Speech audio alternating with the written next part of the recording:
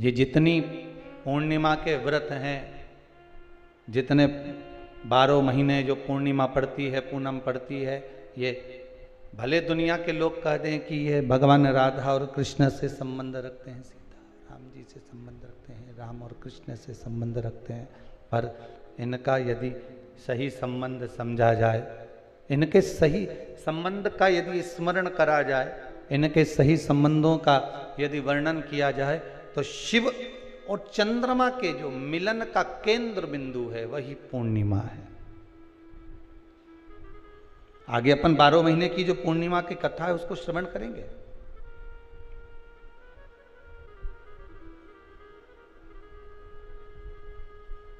केवल एक पूर्णिमा वहीं तक नहीं रही कि भगवान कृष्ण और राधा जी ने रास किया। भगवान कृष्ण और राधा जी रास कर रहे हैं, केवल पूर्णिमा वहीं तक सीमित नहीं रही। केवल वहीं तक उसकी सीमितता नहीं है महाराज। लंकाधिपति रावण, लंकेश,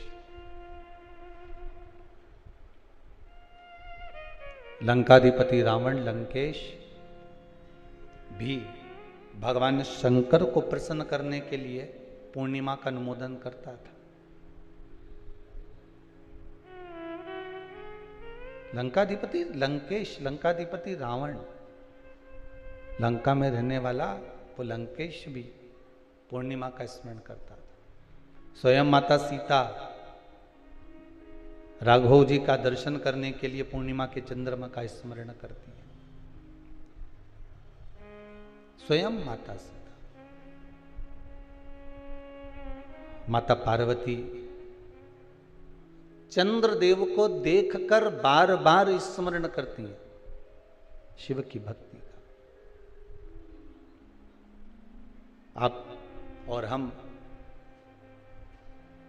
7 दिवसीय शरद पूर्णिमा के उत्सव पर जो पूर्णिमा शिव महापुराण की कथा सुन रहे हैं, इसके रस तत्व को हमें ग्रहण करना है और उस रस तत्व को ग्रहण कर कर अपने जीवन को सार्थक बनाना। कई लोग कहते हैं गुरुदेव, हमने सुना है शरद पूर्णिमा के दिन अमृत बरसता है, इसलिए लोग खीर बनाते हैं तो बाहर रख देते हैं।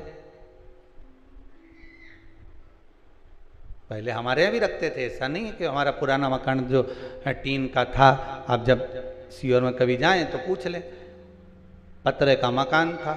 अब पतरे के मकान में हमारी अम्मा, हमारी माता जी हमको खीर बना के दे देती, हम रख आते पतरे पर। हमको क्या मालूम था कि सवेरे खीर ही नहीं मिलेगी, बिल्ली पूरी खा जाएगी।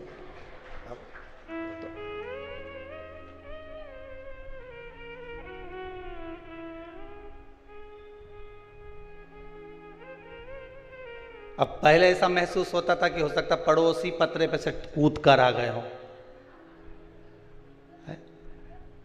पर वो तो बाद में मालूम पड़ा कि बिलैया खा गई है। अमृत बरस रहा। तो शिव महापुराण की कथा कहती है केवल एक अमृत की बूंद है क्या? तो कहा शरद पूर्णिमा के दिन जो आप, हम, संपूर्ण विश्व के लोग, संसार के लोग जो भगवान का भजन करते हैं, रात्रि के समय पर जो भगवान का स्मरण करते हैं, भजन करते हैं, कीर्तन करते हैं, मंत्र जाप करते हैं, नाम जाप करते हैं, यही तो वो अमृत है, यही वो अमृत है। और कोई अमृत दूसरा है ही नहीं, और कोई दूसरा अमृत है ही नहीं। अमृत यदि है तो केवल एक भगवत नाम का ही अमृत है।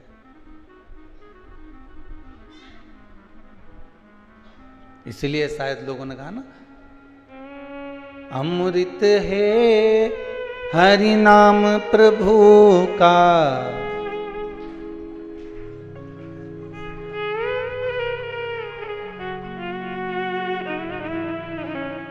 हरि नाम नहीं तो जीना क्या।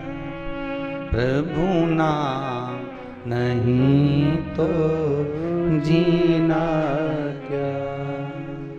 अमृत है हरि नाम प्रभु का, अमृत है हरि नाम प्रभु का, इसे छोड़ विष पीना क्या। हरि नाम नहीं तो जीना क्या। हरि नाम नहीं तो जीना क्या। प्रभु नाम नहीं तो जीना क्या। प्रभु नाम नहीं तो जीना क्या। हरि नाम नहीं तो जीना क्या। हरि नाम नहीं तो जीना क्या। अमृत है हरि नाम प्रभु का, अमृत है हरि नाम प्रभु का। ओ अमृत है हरि नाम प्रभु का, अमृत है हरि नाम प्रभु का।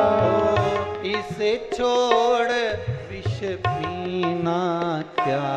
हरि नाम नहीं तो जीना क्या। हरि नाम नहीं तो जीना क्या। प्रभु नाम नहीं तो जीना क्या। प्रभु नाम नहीं तो जीना क्या। जय हो।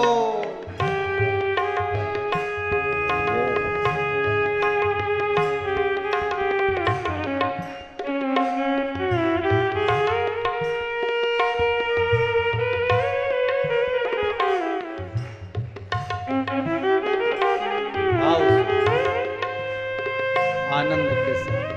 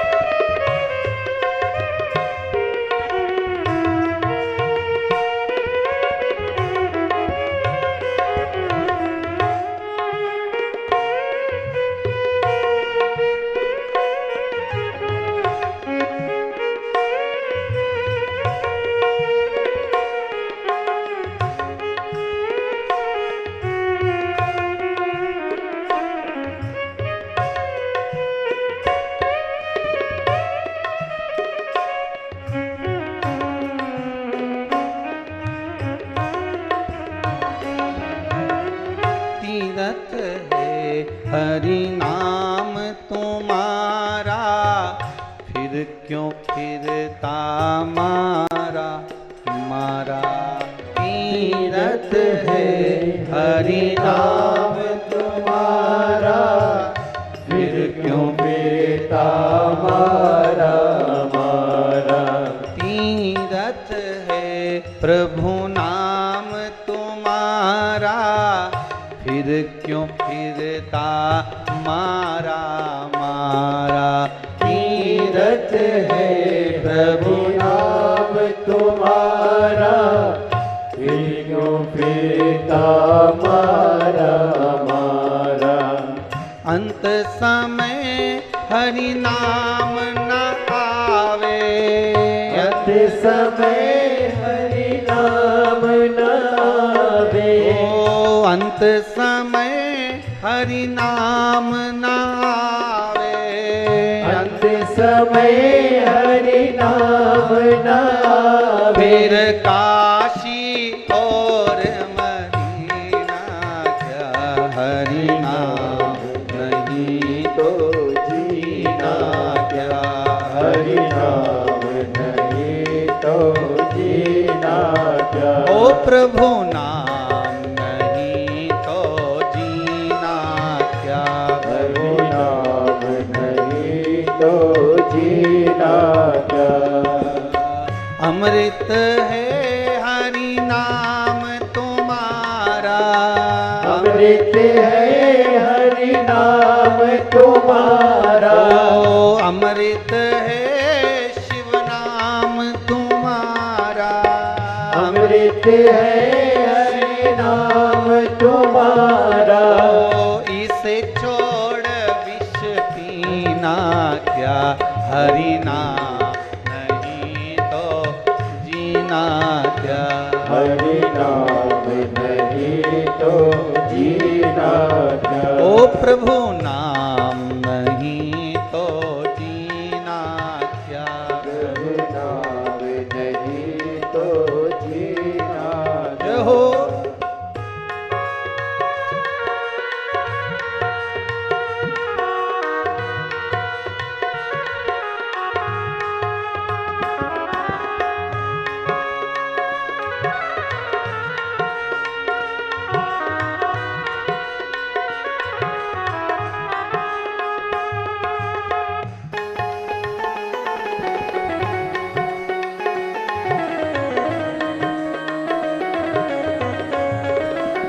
हर भोले।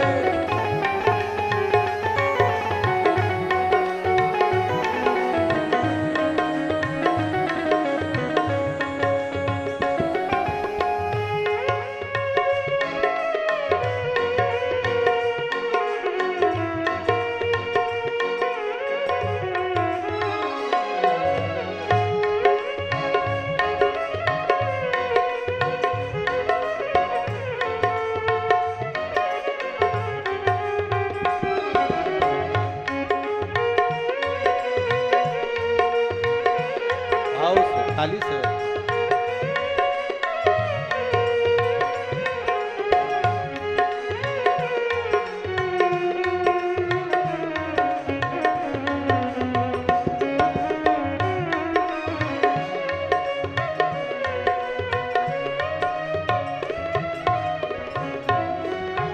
काल सदा अपने रस डोले, ना जाने कब सिर चढ़ बोले। काल सदा अपने रस बोले, ना जाने कब सिर चढ़ बोले। काल सदा अपने रस डोले, ना जाने कब सिर चढ़ बोले। काल सदा अपने रस बोले, ना जाने कब सिर चढ़ बोले। हरि का नाम जपो निस्वासा, हरि का नाम जपो नित्य रात। ओ प्रभु का नाम जपो निस्वार, प्रभु का नाम जपो नित्य रात। इसमें बरस महीना क्या, हरि नाम नहीं तो जीना क्या। हरि नाम नहीं तो जीना क्या। ओ प्रभु नाम नहीं तो जीना क्या।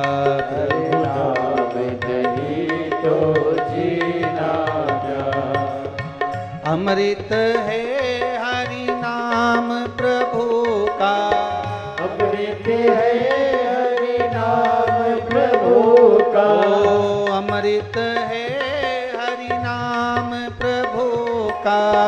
अमृत है हरि नाम प्रभु का। इसे छोड़ विष पीना क्या, हरि नाम नहीं तो जीना क्या। हरि नाम नहीं तो जीना क्या। प्रभु नाम प्रभु नाम नहीं तो जीना क्या। हरि नाम नहीं तो जीना क्या। हरि नाम नहीं तो जीना क्या।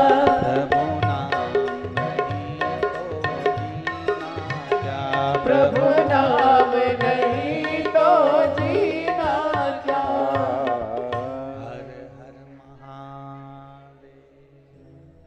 भगवान शिव की कथा करो, करुणा सागर त्रिकालदर्शी कैलाशी अविनाशी शिव कर। जब ओघड़दानी त्रिकालदर्शी कैलाशी अविनाशी शिव की कथा कर रही, भगवान शंकर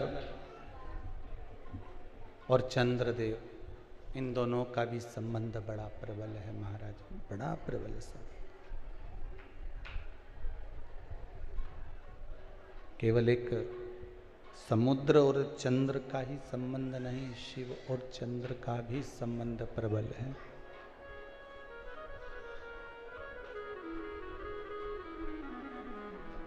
एक बात ध्यान रखिए,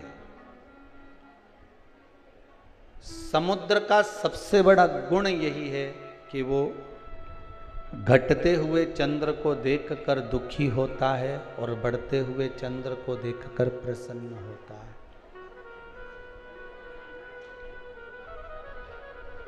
सबसे बड़ी प्रसन्नता ये है। जब व्यक्ति के जीवन का अहंकार, अभिमान निकल जाता है तो ये विश्वास मानिएगा कि आपके भीतर से विष निकल गया। क्या निकल जाना चाहिए? अहंकार।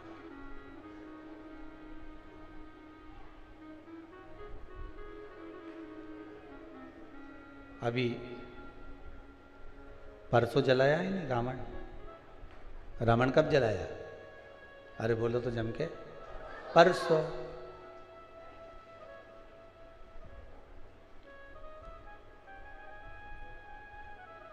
कोई कह रहा था रावण दुराचारी था, ठीक है, पापी था, ठीक है,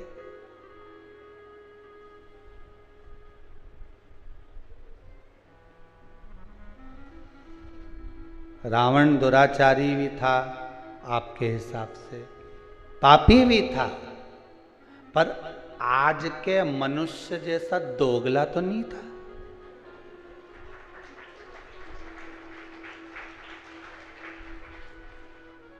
वो पापी था अपनी जगह पर, वो दुराचारी था अपनी जगह पर दोगला नहीं था। आज के जमाने में तो मालूम ही नहीं पड़ता, रावण के 10 मुंह थे वो तो दिखते थे। आज के जमाने में व्यक्ति के कितने मुंह है नजर ही नहीं आते, वो दिखते ही।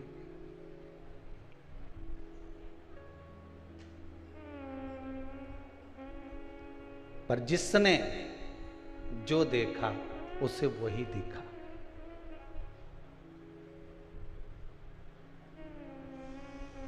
रावण ने माता सीता का तो स्पर्श भी नहीं करा जब तक लंका में मां जानकी रही, पर आज तक भी अगर पुतला जलता है तो वो रावण का ही जलता है। पुतला सही मायने में जलना था तो दुर्योधन और दुशासन का जलना था, जिसने तो चीर खींच दिया था।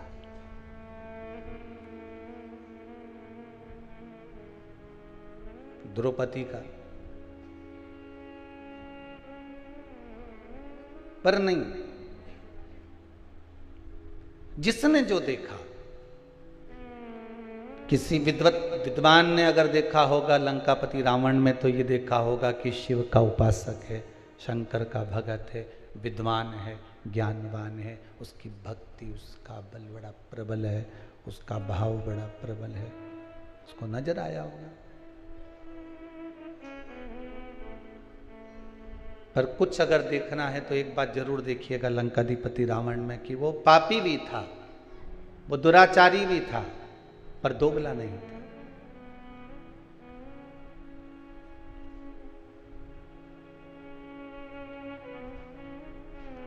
जो किया, राम जी सम्मुख में है रावण के, और कितना सुंदर बात है महाराज जी।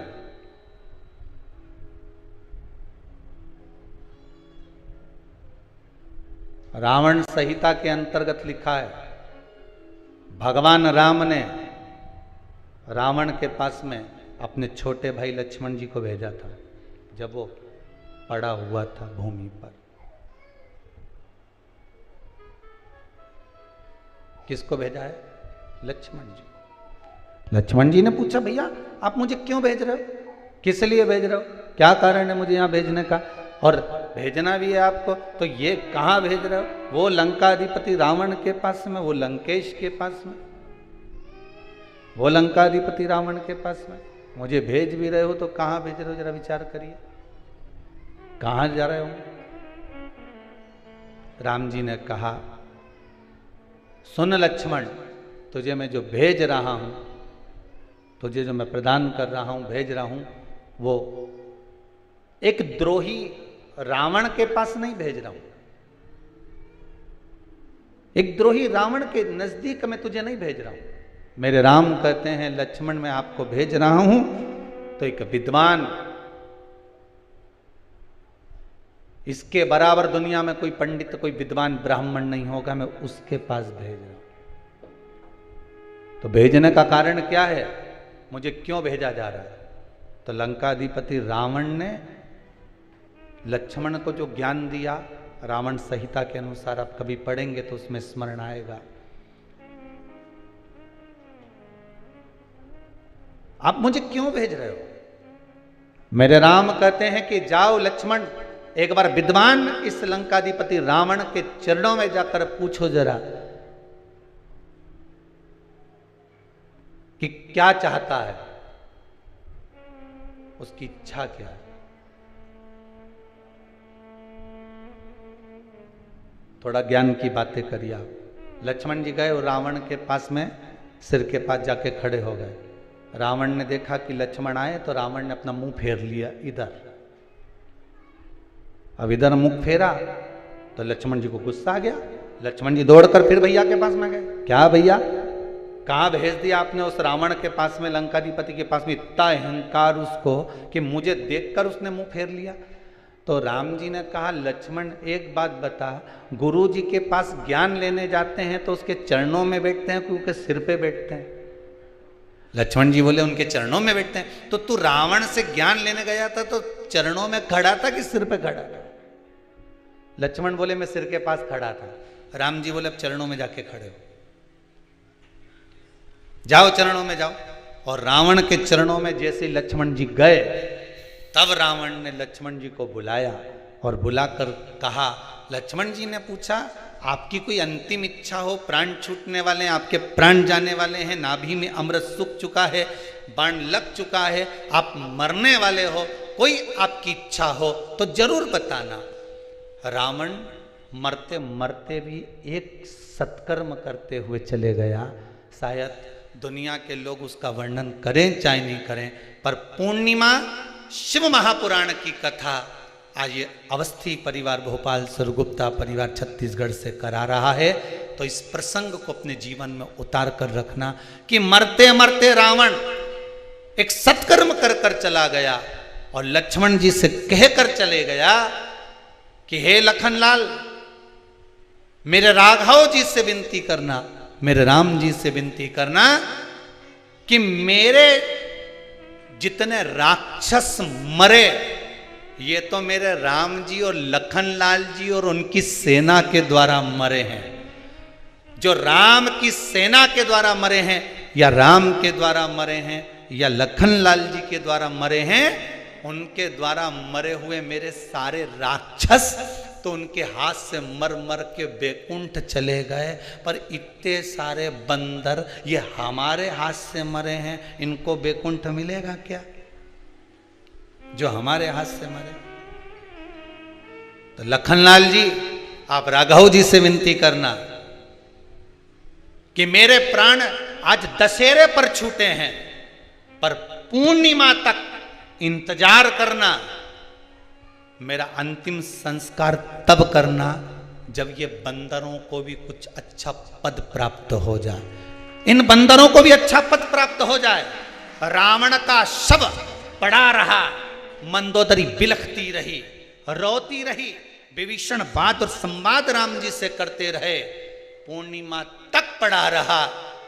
तब अंत बिंदु क्या हुआ, जब पूर्णिमा का चंद्र आया तब राघव जी ने कहा, ए चंद्रदेव, आप शंकर जी के मस्तक पर विराजमान हो, कृपा करो, इन रावण के साथ वालों का उद्धार तो मेरे हाथ से मरते से ही हो गया, बस इतनी कृपा और कर दीजिए कि आपकी चंद्रमा की अमृत की बूंद इन बंदरों पर गिरा दीजिए, जिससे ये पुनः जीवित हो जाए, इनको अमृत तत्व मिल जाए। ये भक्ति का तत्व है, ये भक्ति का तत्व है। रावण के तब अंतिम संस्कार हुआ। अब सोचिए, जाते जाते भी भलाई का काम करके जा रहे हैं। और आज के जमाने में व्यक्ति जाते जाते भी पूरे झगड़े का काम करके जाता है। लिख के जा रहा हूं, ये मेरे शरीर को हाथ नहीं लगा, ये मुझे छुए नहीं। अरे ऐसा कहां का काम? जरा सा झगड़ा हो ही नहीं तो तुम लड़ाई में कह दो, मैं तो पांव नहीं धरूंगा तेरे यहां, और तेरा मुंडा नहीं देखूंगा, और मैं तेरे यहां आऊंगा नहीं। अच्छा, तुम जैसे संसार के लोगों से लड़ाई करो कि तो मैं तेरे यहां आऊंगा ही नहीं, ऐसी लड़ाई एक आध दिन तुम महादेव से कर लो कि मैं तेरे यहां आऊंगा ही नहीं, तो महादेव के नहीं आएगा तो बांध के लाएंगे, और आना तो पड़ेगा। ऐसी लड़ाई तुम कर लो भगवान से कि मर जाऊंगा पर तेरे यहां नहीं आऊंगा। संसार के लोगों से लड़कर तो कह सकते हो कि मैं तेरे यहां नहीं आऊंगा, झगड़ा कर लिया, लड़ लिए, बोल दिया, अपशब्द ताने कह दिया, पर भगवान से लड़कर कह दे तो कम कि हम तुम्हारे यहां नहीं आएंगे, जा तुमसे जो बन जा कर लो, जाओ कर लो। भगवान से कौन लड़ा? अमृत की वो बूंद है चंद्रमा, बरसा रहा। महाराज शिव महापुराण की कथा कह रही है। शंकर नाम में वो अमृत छुपा हुआ है। क्यों कहते हैं महामृत्युंजय? क्यों कहा गया?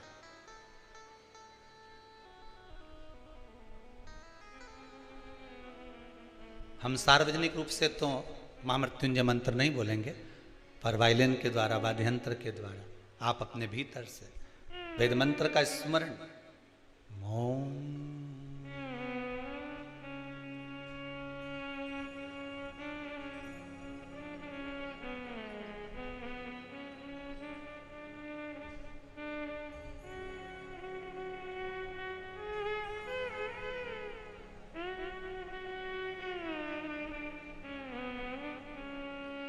इसमें अमृत छुपा है। एक बार आप नेत्र बंद कर इसी वाद्ययंत्र के साथ ध्यान लगाकर इस त्र्यंबक मंत्र का, महामृत्युंजय मंत्र का फिर एक बार स्मरण करिए।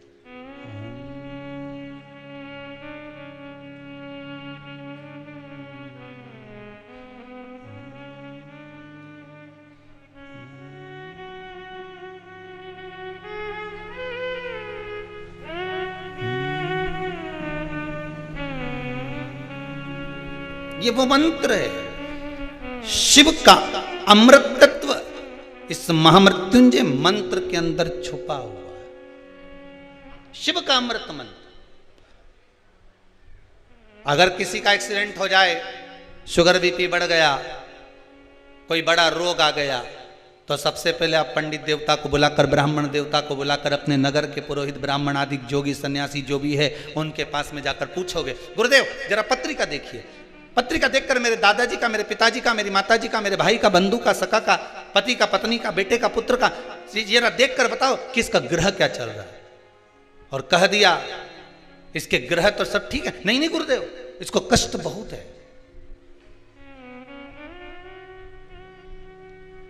बहुत कष्ट में।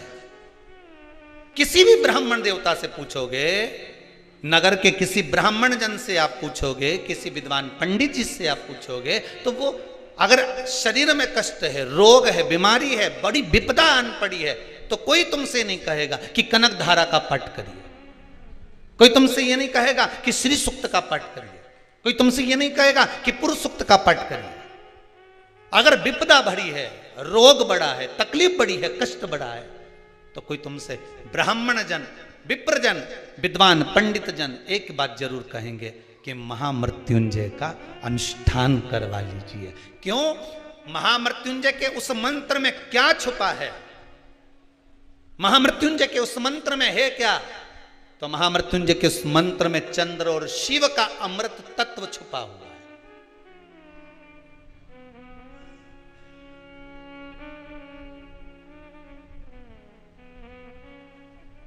वो अमृत तत्व छुपा है। श्री शिवाय नमस्तुभ्यम, ये शिव महापुराण का मूल मंत्र है। जैसे भागवत जी का मूल मंत्र है ओम नमो भगवते वासुदेवाय, रामचरितमानस का मूल मंत्र है सीताराम, श्री राम।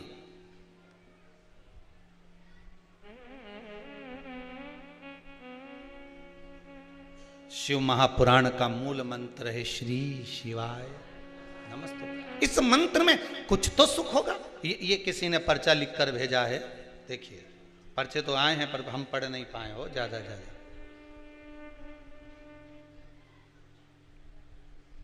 कमल किशोर जी शर्मा, मान सिंह चिकतलाया, इंदौर से आए हुए हैं। कहाँ बैठे हैं?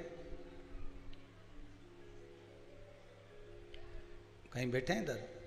कमल किशोर जी ने पत्र लिखा है, तो इन्होंने लिखा है, मैं इंदौर मध्य प्रदेश से अपने परिवार व मेरी साली साड़ू भाई के साथ कुबेरेश्वर धाम आया हूँ। मेरे परिवार के साथ में रुद्राक्ष महोत्सव में मैं भी आया था, रुद्राक्ष प्राप्त किया था। मैंने मेरे पुत्र की नौकरी की कामना करी थी और बाबा ने मेरे बेटे की नौकरी लगा दी है। ये पत्र आया है, जहाँ बैठे होंगे उनका स्मरण होगा।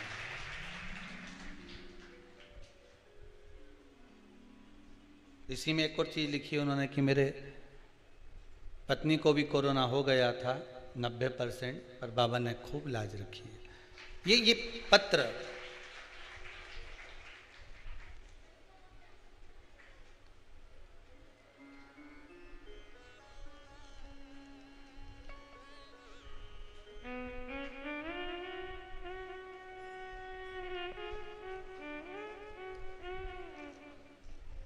शिव देने वाला, शिव लेने वाला। शंकर के नाम में, शिव नाम में अमृत तत्व की प्राप्ति, अमृत छुपा। आप जब फ्री रहा करो, हम तो कहेंगे कुबेरेश्वर धाम में अगर आए हो, कुबेरेश्वर धाम में अगर पहुंचे हो और बाबा की कथा सुनने के लिए आए हो, तो जितना देर आपको समय मिला करे एकांत में बैठकर, कुबेरेश्वर धाम की कंकर में शंकर है, बैठकर, नहीं आए जिस जगह पर बैठकर कथा सुन रहे हो, भोजन बनाते हुए, सोफे पर बैठकर भोजन करते हुए, क्योंकि ये समय 11 बजे से 2 बजे का समय तो खाने का भी निपटाने का भी है। तो आप जिस जगह पर हो उस जगह पर बैठकर शंकर की कथा का स्मरण करते हुए, नाम जाप करते हुए, नाम मंत्र बोलते हुए, श्री शिवाय नमस्तुभ्यम, इस मंत्र का स्मरण करते रहो, जपते। शिव मंत्र है। शिव महापुराण की कथा कर रही है। लंकाधिपति लंकेश, रावण भी अहंकार था, रावण में अभिमान था, दुराचारी भी था मान सकते हैं, पापी भी था मान सकते हैं कि उसने पाप कर्म करा, माता सीता का हरण करा, सब कुछ मानते हैं कि करा होगा, किया होगा, सब मानते। पर अहंकार, अभिमान, अहम व्यक्ति का जब जाता है तो व्यक्ति आप रूप निर्मल होता चले जाता है। जब अहंकार जाता है तब निर्मलता जाती है। होता है कभी कभी गुल्लक, किस किस के यहाँ पर गुल्लक, बच्चे लोग जो पैसा डालते हैं, है किसी किसी के यहाँ? आप लोगों क्या, जितने लोग आस्था पर कथा सुन रहे हैं, एक छोटा बच्चा एक गुल्लक तैयार करता है। उस गुल्लक में रुपया डालता जाता है, पैसा डालते जाता है, गुल्लक में रुपया पैसा भरते जाता है, पैसा डाल रहा है, रुपया डाल रहा है। पर विचार करिएगा, एक दिन गुल्लक को अहंकार आ जाए कि जितने रुपए डले हैं सब मेरे। बोलो सही बात है? ये गुल्लक के हैं क्या है? और एक दिन गुल्लक को अहंकार आ जाए कि जितना रुपया डाला ये सब मेरा है, इसमें जितना पैसा पड़ा सब मेरा है, और गुल्लक को अहंकार आ जाए और एक दिन कहीं का व्यक्ति आए और छोरे ने जो गुल्लक उठाई ने उनके दो दोचा फेंका ने पैसा सब निकल के बाहर आया, तब गुल्लक को समझ में आया कि जब तक मैं फूटी नहीं, जब तक मुझे फोड़ा नहीं, जब तक मुझे तोड़ा नहीं, जब तक मैं टूटी नहीं, तब तक ये धन मेरा था। गुल्लक को अभिमान था जब तक धन मेरा था, और जैसी टूट गई फिर समझ में आया कि ये धन मेरा नहीं था, मैं तो गुल्लक थी, इकट्ठा कर रही थी, दूसरे के लिए जोड़ रही थी, और एक दिन जिसके लिए जोड़ा उसी ने मुझे, और जम के तो बोलो, तोड़ा। मैंने जिसके लिए जोड़ा उसी ने मुझे तोड़ा, और तोड़ा तो मैंने जिंदगी भर इसी के लिए जोड़ा था, मुझे छोड़ना पड़ेगा, देना पड़ेगा। गुल्लक की कथा नहीं, अपन सब की कथा है। जैसे गुल्लक में 5-5 रुपया, 2-2 रुपया, 10-10 रुपया, 50-50 रुपया, 100-100 रुपया, 1000-1000, 2000, ये सब जोड़ जोड़ कर जो हमने रखा गुल्लक में, उसी तरह हम गुल्लक की तरह हैं। एक छोटा सा फ्लैट है, खरीद लो, थोड़ा सा बना लो, किसके लिए? बच्चे बड़े होंगे उसमें रहेंगे। गुल्लक की तरह हम भी जोड़ना है। साड़ी मिली माई कैसे? नहीं पहनी, अच्छी थी, बेटी के लिए रख दी, और अच्छी थी, बहू को चढ़ावे में चढ़ा देंगे। रकम ले रही हूं दिवाली पर, ऐसी रकम लूं कि बहू के चढ़ावे में चढ़ जाए, ऐसी रकम लूं कि बेटी के काम में आ जाए, ऐसी रकम लूं कि छोरा पहन ले, ऐसी रकम लूं कि छोरी पहन ले। अब हम गुल्लक की तरह पैसा जोड़ रहे हैं, जोड़ रहे, जोड़ रहे, और जिसके लिए जोड़ा एक दिन उसी ने तोड़ा। जिस चीज का तुमको अहंकार होगा, जिस चीज का तुमको अभिमान होगा, सबसे पहले परमात्मा उसको खींच लेगा। काया का अहंकार करोगे तो सबसे पहले काया जाएगी, धन का अभिमान करोगे तो सबसे पहले धन जाएगा। सबसे ज्यादा अहंकार होता है इन दांतों को खाने का, सबको काट खाऊंगा, सबको चबा जाऊंगा। पूरे शरीर में सबसे पहले ये ही जाए, पूरे शरीर में।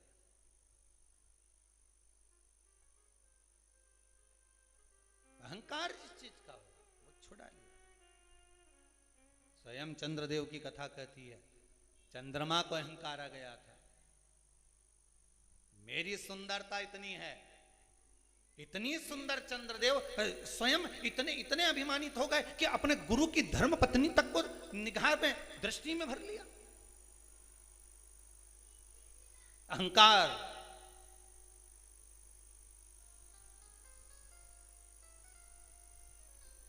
अहंकार जब आता है व्यक्ति समझ नहीं पाता है। जब अहंकार आ गया वो समझा नहीं। वाणी भी कर्कश हो गई।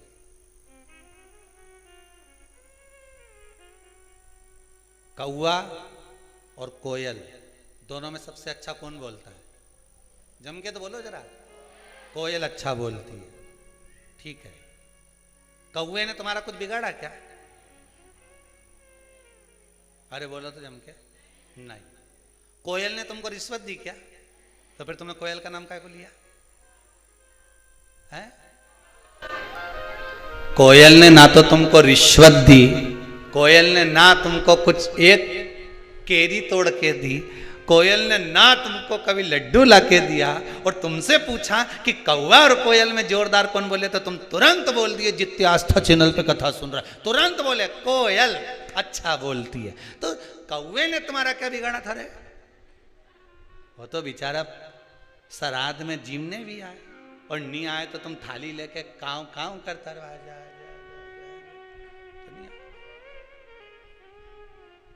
इसके बाद भी तुम्हारा पितरों के नाम से आए जिमने, तो भी तुम्हारे मुंह पे नहीं आया कि कौवा अच्छा बोले।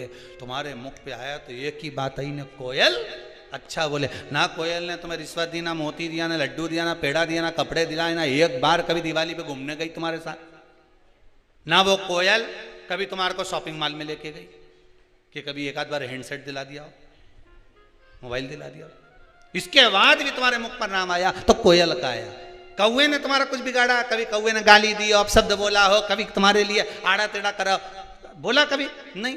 पर कारण केवल एक था कि कौवा बोलता बड़ा बेकार था और कोयल बोलती बड़ा मीठा थी। बस निवेदन यही है, आप किसी को धन दो मत दो, आप किसी को दौलत दो मत दो, आप किसी को संपदा दो मत दो।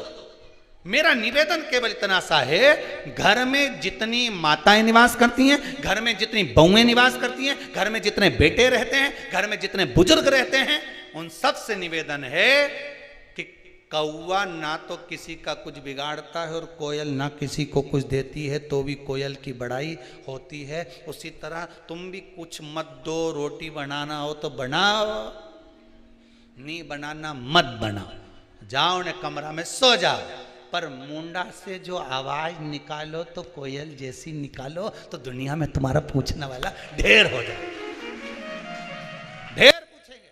बस वाणी की प्रधानता, वाणी ऐसी बोलिए जो मन का आपा खोए। पर आज के जमाने में वाणी ऐसी बोलिए जो जम के झगड़ा होए, पर उससे मत बोलिए जो तुमसे तगड़ा। आज का जमाना तो बोलो, मना नहीं, तुम करो काम ना करो तुम्हारी मर्जी पड़े उतना करो, पर मुख से जो वाणी निकले श्रेष्ठता की निकलना होना चाहिए। जो मुख से वाणी निकले वो अच्छी निकलना होना चाहिए, श्रेष्ठतम।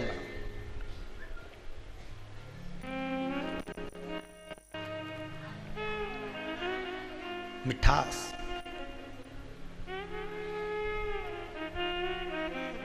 महाराज चंद्रदेव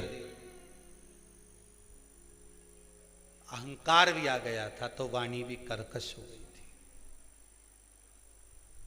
वाणी भी कर्कश हो गई थी। अहंकार आ गया तो वाणी कर्कश हो गई। और कैसी कर्कश हुई कि चंद्रदेव ने कह दिया मुख से कि मेरी जो सुंदरता है वो बड़ी प्रबल है। बस इतना कहना था, रोहिणी उनकी ओर आसक्त हो गई, सारी रानियां दुखी हो गई। ससुर को मालूम पड़ा, ससुर ने श्राप दे दिया, चंद्र मैं तुम्हें श्राप, तुम्हारी काया गलने लगे, गिरने लगे, वो काया का रोग तुमको होगा। बस कारण यही शिव महापुराण की कथा कहती है, जिस चीज का तुम्हारे को अहंकार होगा, जिस चीज का तुमको अभिमान होगा, सबसे पहले वही जाए, वही।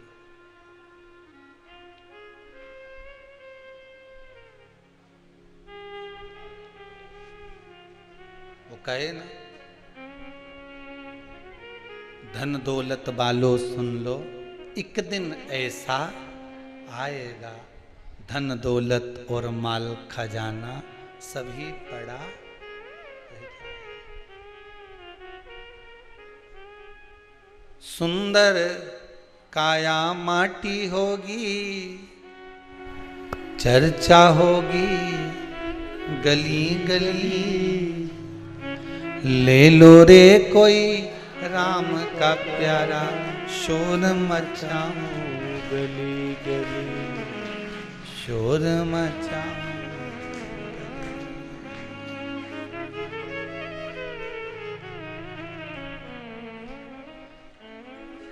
कोठी बंगलों वालों सुन लो,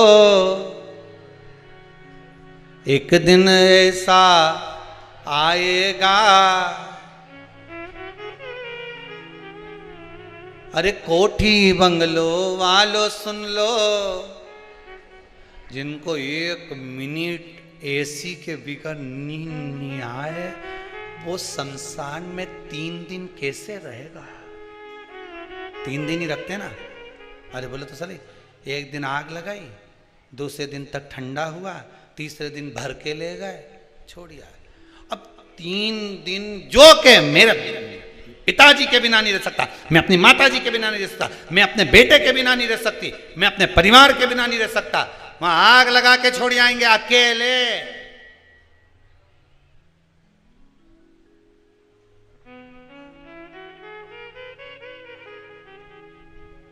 हमारा तो निवेदन है, जो जिसको ज्यादा लगे ना कि मैं बिना एसी के नहीं रह सकता, मैं तो कहीं पे भी जाता हूं तो एसी का कमरा चाहिए, एसी का कमरा, उनसे निवेदन है शमशान में जाने से पहले एक एसी लगवा जाना।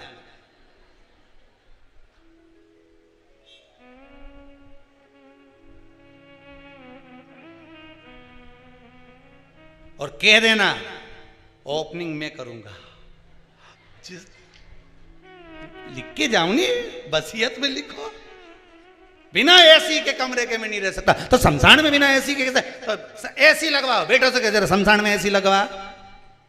तो शमशान में कहां लगवाऊं? जा मुर्दा जले, ओपनिंग कौन करेगा? जिस दिन में आऊंगा सोऊंगा 3 दिन में ओपनिंग, बस तू तो लगवा। अरे कोठी बंगलो वालों सुन लो, एक दिन ऐसा, इसीलिए कहते हैं, बार बार निवेदन करते हैं, साल भर में कम से कम 5 दिन 7 दिन ऐसे निकालो कि गुरु के चरणों में जाकर रहो। जब गुरु के चरणों में जाकर रहोगे तो ना तुम्हारा एसी का कमरा मिलेगा, ना डनलप का गद्दा मिलेगा, एक जरा सा कारपेट मिल गया, उस पे छोटा सा चद्दर डाल लो, पड़े रहो। वहीं पे जाकर अहंकार टूटता है, केवल गुरु के दरवाजे पर। कहीं अहंकार टूटेगा तो वहीं टूटेगा, पड़े रहे 7 दिन 8 दिन गुरु के चरणों में जाकर, भगवान के चरणों में जाकर, किसी तीर्थ में जाकर, वहां अहंकार को तोड़ कर रहना, अहंकार के साथ। चंद्र को अहंकार था, काया का काया बेकार हो गई, ऐसी गई काया, टपकने लगी, टपक रही, रोने लगा चंद्रदेव, क्या करूं मैं, करूं क्या? देव ऋषि नारद मिले, नारद भी गुरु हैं, गुरु ने बता दिया, और गुरु होता ही ऐसा है, मार्ग बता दिया।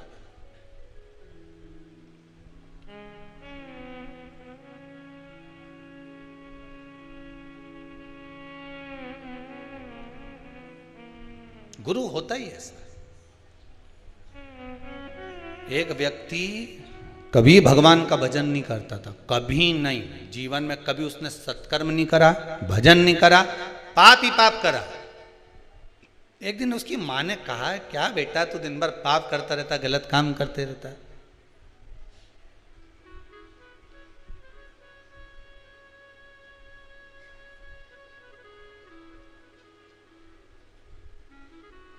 अच्छा देखो, 3 सोते हुए अच्छे लगते हैं, कौन? जम के बोलो। 3 सोते हुए अच्छे लगते हैं। पहले नंबर पर शेर, दूसरे नंबर पर पियक्कड़। अब हंसे क्यों? अब इसमें हंसने की बात क्या? अब उसमें सीधी बात, 3 सोते हुए अच्छे लगते हैं। पहले नंबर पर शेर, दूसरे नंबर पर पियक्कड़, तीसरे नंबर पर सांप। ये तीनों जागते हैं तो गड़बड़ी करते हैं, इसलिए ये तीनों जितने सोते रहते हैं इनको देखकर सोता रहे भगवान, सोता रहे। जंगल में शेर सोता रहे तो तुम्हारा कुछ बिगड़े? अरे बोलो बोलो ईमानदारी से। और अगर शेर जग जाए तो बिगड़े ही बिगड़े, फिर तो सुधरे क्या? और दूसरे नंबर पर पियक्कड़ सोता रहे, तब तक भगवान इसको थोड़ा सुना दे भगवान। और जो पियक्कड़ उठा फिर तो गया।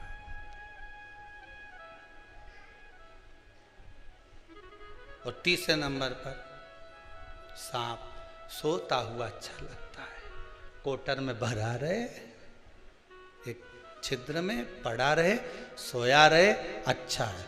और सांप जब जग जाए तो बिना पुंगी के भी पुंगी बच जाए। 3 सोते हुए ये जगे, इनने गड़बड़ी करी, ये गड़बड़ करेंगे, इनको सोन दो।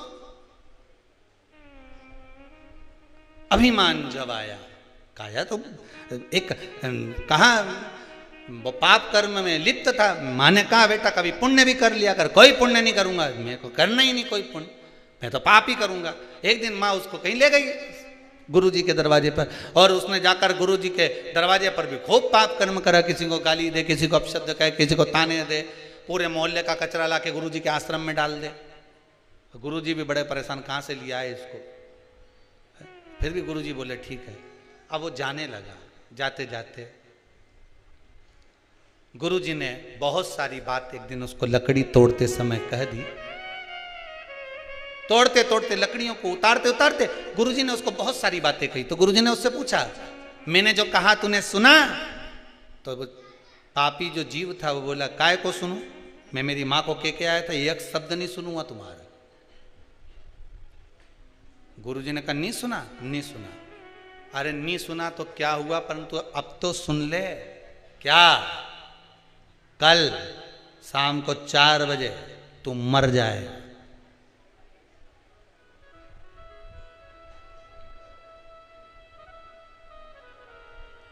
मरेगा ये पक्का है, पर अगर मर भी जाए ना,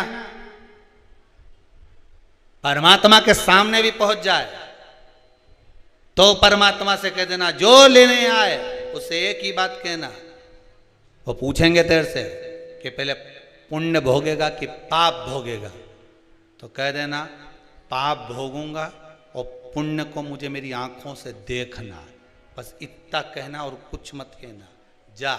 अब इसको तो लगा कोई गुरुजी कोई सत्य बोलेंगे कि मैं 4 बजे मर जाऊंगा, और जैसे ही 4 बजे दूसरे दिन तो निपटी गया, मर गया। मरकर यमराज की कैद में गया तो यमदूतों ने ले जाकर इसको यमराज के सामने खड़ा करा। यमराज ने कहा बता पुण्य भोगेगा कि पाप भोगेगा? तो क्या पाप तो भोगूंगा पर पुण्य अपनी आंखों से देखूंगा। तो दोनों में से पहले क्या करना चाहता है?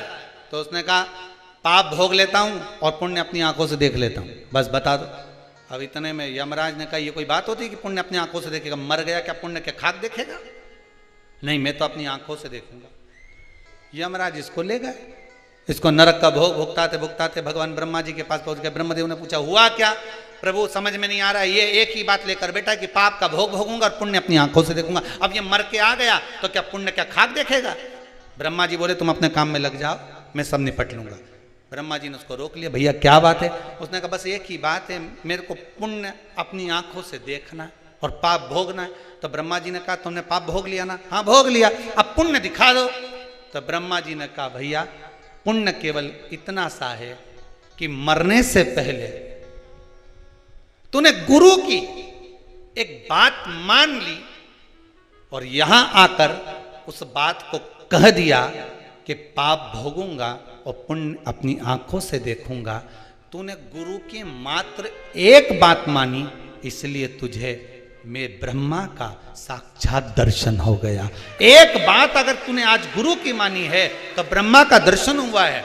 ये शिव महापुराण की कथा वेद व्यास जी महाराज 24,000 श्लोक को शिव महापुराण के इन संवादों को, इन श्लोकों को, इस शिव महापुराण को, भागवत आदि पुराणों को अगर वेद व्यास जी ने लिखा है और किसी ब्राह्मण के मुख से आप श्रवण कर रहे हैं, एक संवाद, एक शब्द भी अगर आपने अपनी जिंदगी में उतार लिया तो यह पक्का है कि पुण्य तुम्हारे सम्मुख में आकर खड़ा हो जाएगा और परमात्मा का, मेरे शिव का एक ना एक दिन दर्शन जरूर हो जाएगा। ये पक्का है। आप मानो, उसका स्मरण करो। पर हम सोए हुए हैं, अहंकार हम महल अटारी वालों सुन लो, एक दिन ऐसा आएगा, धन दौलत और माल खजाना यहीं पड़ा रह जाएगा, सुंदर काया माटी होगी। कितना जोरदार था, कितना बढ़िया। सुंदर काया माटी होगी, चर्चा होगी गली गली, ले लो रे कोई राम का प्यारा, शोर मचाऊं गली गली, शोर मचाऊं गली गली। ये जाने वाले देव ऋषि नारद मिले, सम्मुख में प्राप्त हुए, चंद्रदेव ने हाथ जोड़कर पूछ लिया, बताइए प्रभु नाथ, ये काया जो गिर रही है, काया जो नष्ट हो रही है, इसका कोई उपाय हो तो अवश्य बताइए। कोई उपाय?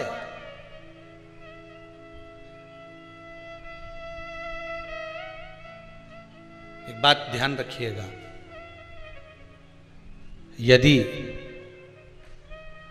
काया का रोग हो गया, मान लो शरीर कहीं से सफेद पड़ रहा है, कहीं से काला पड़ रहा है, शरीर में से खाल की फुकड़ी निकलना प्रारंभ हो गई हो, शरीर में काले काले चट्टे पड़ना चालू हो गए हों, या कोई विशेष रोग हो गया,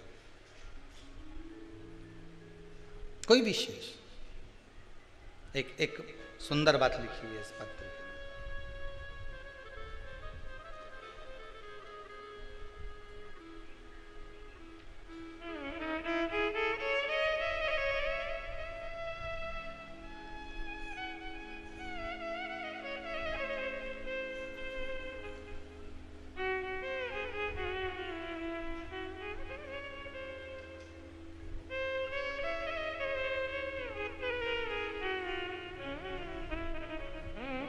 इसी पत्र में लिखा है,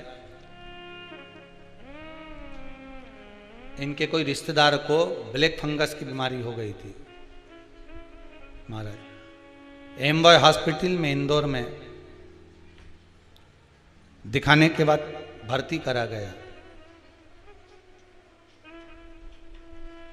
डॉक्टर ने एमआरआई का लिख दिया और कह दिया कि इसके जबड़ा निकलेगा। ये जिनने लिखा है पत्र, जबड़ा निकलेगा। पर ऑपरेशन रूम में भी ले गए, इसमें लिखा है। ये पत्र हम यहीं छोड़कर जाएंगे, आप बाद में पढ़ते रहना। हमारी आदत में जो भी पत्र आप लोग भेजते हो हम यहीं छोड़कर चले जाते, बाद में मर्जी पड़े तो पढ़ते रहना।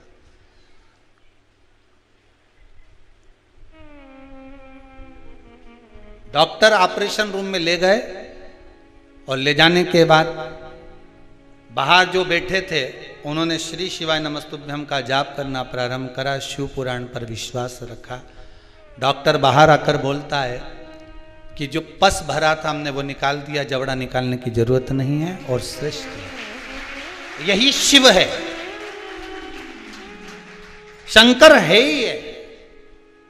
अकाल मृत्यु वो मरे जो काम करे चंडाल का, काल उसका क्या बिगाड़े जो भक्त हो महाकाल का। शरीर में रोग है, बीमारी है, काया बेकार हो रही है, तो सीधी सीधी बात शिव महापुराण की कथा कहती है। सुंदर आनंद में श्रवण कर कर आप अपने जीवन को, ये पूर्णिमा शिव महापुराण की कथा कहती है। शरद पूर्णिमा आ रही है, कुछ नहीं करना, पीपल का एक पत्ता, उस पत्ते पर थोड़ा सा चावल, थोड़ा सा चावल, पूर्णिमा की रात्रि को अपने हाथ में लेकर, अपने नयनों से लगाकर, शरीर पर से स्वयं उतारकर उसको दरवाजे के पास रख दीजिए। पूर्णिमा की रात्रि को पूर्ण होने पर उस चावल को दूसरे दिन सूंघ कर बहते हुए पानी में डाल दीजिए। महाराज कितने भी रोग से ग्रसित हो गए, पीपल का एक पत्ता 52,000 ब्राह्मण की साक्षी कराता है। महाराज बहुत ध्यान देना, पीपल के वृक्ष में स्वयं नारायण का, मेरे कृष्ण का वास है। स्वयं भगवान गीता के अंतर्गत कहते हैं कि मैं पीपल का वृक्ष हूं, नारायण उसी में। 52,000 ब्राह्मणों का वासा एक पीपल के पत्ते में होता है। और आपको पहले भी कथा में कहा, गाय, ब्राह्मण, बहन, बेटी, ये सब काल का हरण करने वाले हो, काल को हरने वाले हो रोग को मिटाइए। शिव का स्मरण करो। पूर्णिमा के दिन चावल का एक आखा दाना, आखा दाना जानते हो, पूरा, खंडित चावल नहीं। कितना चावल? एक दाना चावल का शंकर भगवान के शिवलिंग पर समर्पित करिए। एक बेलपत्र जिसका डंडी का मुख अपनी ओर हो, जहां से चावल चढ़ाया है, उस चावल के ऊपर अपनी कामना कर कर रख दीजिए और चंद्रमौली भगवान का स्मरण करिए। कौन से भगवान? शंकर भगवान का सर्वश्रेष्ठ सुंदर नाम है चंद्रमौली। चंद्रमौली भगवान का स्मरण करिए, अपनी कामना कर कर बेलपत्र समर्पित कर कर शिव जी पर एक लोटा पानी, एक जल पात्र समर्पित करो, कलश से जल चढ़ा दीजिए, नैनों में वो जल लगाकर अपनी कामना कर कर वापिस घर को आइए।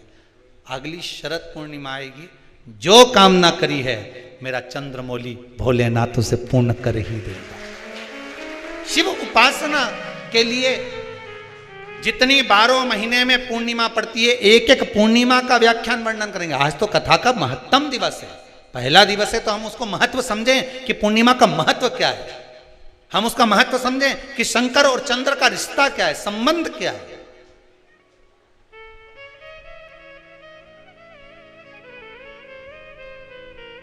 भगवान ने जितनी पूर्णिमा बनाई है, जितने नक्षत्र बनाए, जितनी घड़ी बनाई, जितना पल बनाया, जितना समय बनाया, ये शंकर भगवान ने जो बनाया ये गलत नहीं बनाया, श्रेष्ठता के लिए बनाया, जग के उद्धार के लिए, संसार के उद्धार के लिए बनाया। अब उसका प्रयोग आप करें ना करें या आपके ऊपर है। आप उसका प्रयोग कर रहे हैं ना कर रहे हैं, ये आपके ऊपर, पर जो बनाया है मेरे भगवान,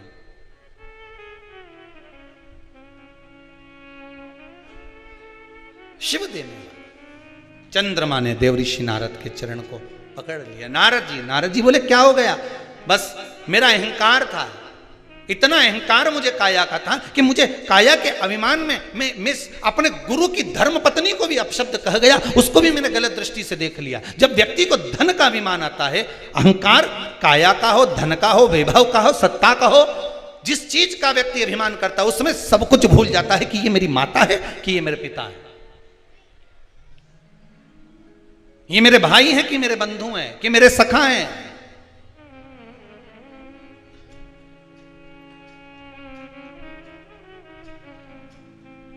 एक व्हाट्सएप पे एक मैसेज भेजा था किसी ने, उसमें लिखा था गुरुजी भगवान से प्रार्थना करवाना कि जैसे नवरात्रे में हमारे घर की बहुएं, हमारी घर की बेटियां इतना सुंदर सुंदर श्रृंगार कर कर सज कर इतनी जोरदार जोरदार गरबा करती हैं, इतनी एनर्जी इनको जो नवरात्रे में माता जी 9 दिन देती है, ऐसी ही एनर्जी दीपावली पर लिपाई पुताई और पुछाई के लिए दे दे।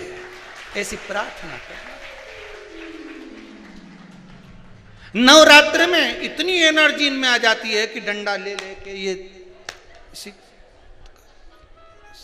एक पाँव वहाँ, एक पाँव वहाँ, बस भगवान से प्रार्थना करना गुरुदेव की ऐसी एनर्जी हमारी बहू बेटियों में भगवान दिवाली तक ऐसी दे दे कि सारे डब्बे पोंछ पोंछ के धर दे। घर में जितना भी झाड़ू पोछा है, ये अच्छी टेबल पे चढ़ी यूं मार, समझ ले गरबा ही खेल रही। ये पत्तो फिर पेंट में, फिर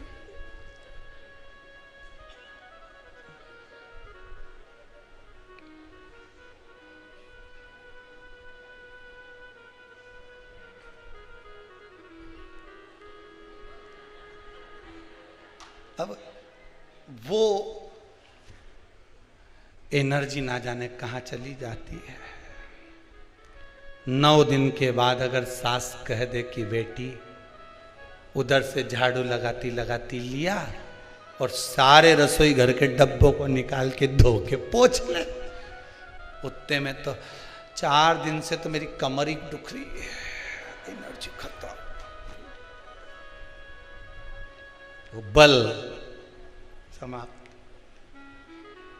शिव कथा कह रही है अहंकार ना करिए। अहंकार में 3 गए, धन वैभव और वंश, ना मानो तो देख लो रावण कौरव कंस। ये तीनों अहंकार में चलेगा। आपका अभिमान, आपका अहंकार आपको परमात्मा से दूर कर देगा। भगवान से। अच्छा एक बात बताइए कि कई लोग कहते हैं कि कई तुम जहां जहां जाते हो ना, ऐसे वो जिनके शरीर में ऐसे ऐसे लोग घूमते हैं और घूमने के बाद कहते हैं कि तेरी कुल देवी तुझसे रूठ गई, कहते हैं ना, तेरे से तेरा ये देवता रूठ गया, वो देवता रूठ गया, परमात्मा रूठ गए। तो आप कैसे पहचानोगे कि भगवान आपसे रूठ गया? आप कैसे जान सकते हो कि भगवान आपसे रूठ गया?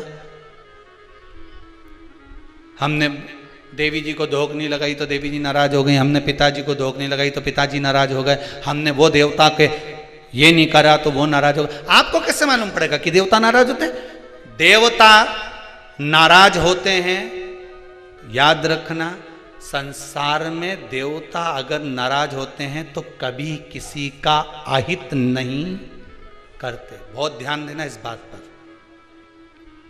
कभी अहित नहीं करेंगे देवता अगर नाराज होंगे। देवता नाराज होते हैं तो किसी का भोजन पानी बंद नहीं कर देते। देवता नाराज होते हैं तो किसी का खाना पीना बंद नहीं करवा देते। देवता अगर नाराज हुए हैं और आपको मालूम करना है कि देवता मुझसे नाराज हैं, तो कैसे मालूम करोगे? तो केवल एक काम करिएगा, अगर देवता नाराज होते हैं तो सबसे पहले आपकी पूजन पाठ छुड़वा देते हैं। क्या छुड़वाएंगे? रोज मंदिर जाती है, रोज माला उठाकर जाप करती है, रोज गीता जी का पाठ करती है, रोज दिया लगाने जाती है।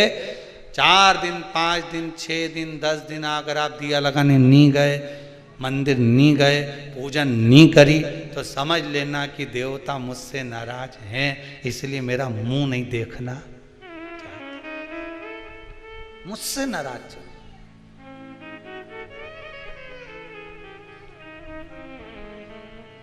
लक्ष्मी नहीं आ रही घर में, देवता नाराज है? नहीं नहीं नहीं, लक्ष्मी नहीं आ रही उसके लिए देवता नाराज नहीं है। लक्ष्मी नहीं आ रही उसके कारण तुम्हारा अहंकार है। भगवान ने जब दिया था उसको सत्कर्म में नहीं लगाया था। एक बात इससे पहली वाली कथा में कही थी, शरीर चले और तुम्हारे याद है तुम लोगों को?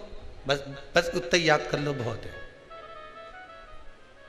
इतनी बात तुम लोग याद कर लोगे ना, तो आने वाले समय में 2-1 साल में तो तुम हम बस इतनी याद कर लो। बस हर कथा में से इतनी निकाल लोगे ना, तो थोड़ा तो यहाँ समझ में तो आए, लगे तो सही कि कथा अंदर गई। तो एक बार पहले कथा में, इससे पिछले वाली में की थी, 7 से पहले वाले में, कि तुम्हारे घर में चले और तुम्हारा शरीर चले, तब तक सारा दान पुण्य भजन तीरथ सब कर लो। और क्योंकि तुम्हारी घर में चलेगी तभी तुम दान कर सकोगे, सत्कर्म कर सकोगे, भजन कर सकोगे, शरीर सही होगा तो तीरथ कर सकोगे। अब शरीर ही साथ नहीं दे और घर में तुम्हारी नहीं चले तो कोई तीरथ होए कि दान होए?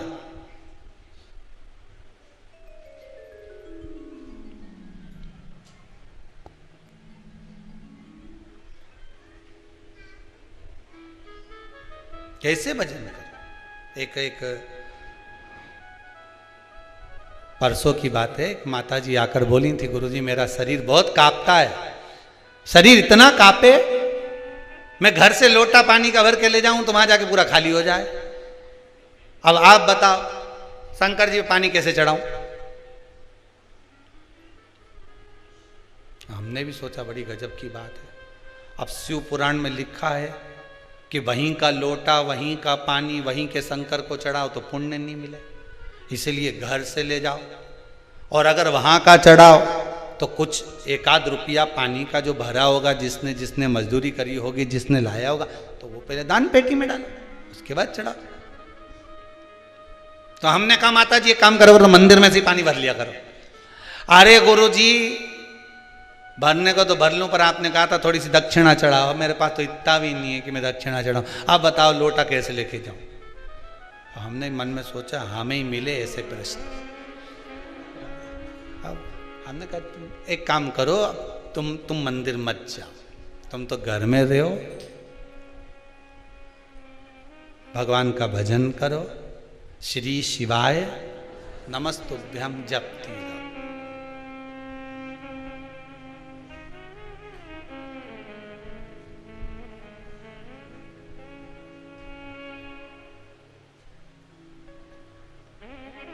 अच्छा, अच्छे अच्छे को देखा,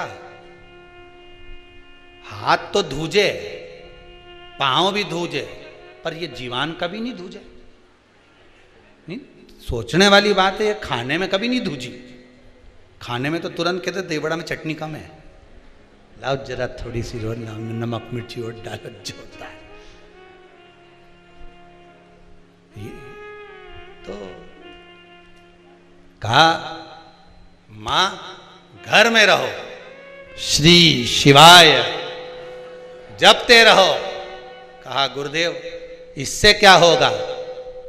हमने कहा बस यही है, घर को अगर तुमने मंदिर बना लिया और घर में ही बैठकर जप लिया, एक दिन स्वयं शंकर जी आकर घर में ही खड़े होकर कह देंगे ले मुझ पर जल चढ़ा दे, शिव खुद आ जाएगा, उसको ढूंढने जाने की जरूरत नहीं पड़ेगी। तेरे मंदिर में आना मेरा काम है और मेरी बिगड़ी बनाना तेरा काम है। तेरे दरवाजे पर मैं आ ही गया, मुझे दर्शन दिखाना तेरा काम। ये वो जान, आप तो उससे निवेदन करो।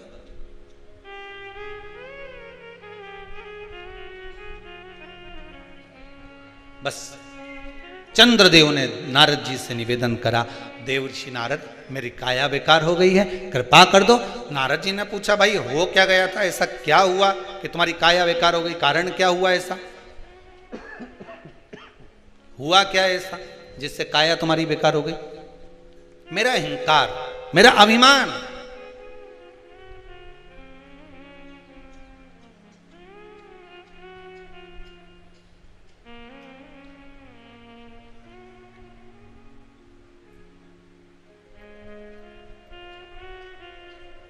पूरे मोबाइल में तुम्हारे फोटो हैं, तुम्हारे मोबाइल में, कहीं मुस्कुराते हुए, कहीं आँख निकालते हुए, कहीं 2 चोटी का, कहीं 1 चोटी का, कहीं बेंदा का, कहीं नथनी का, कहीं मुस्कुराए, कहीं कुछ करे, कहीं कुछ करे, इतना फोटो तुम्हारे मोबाइल में है।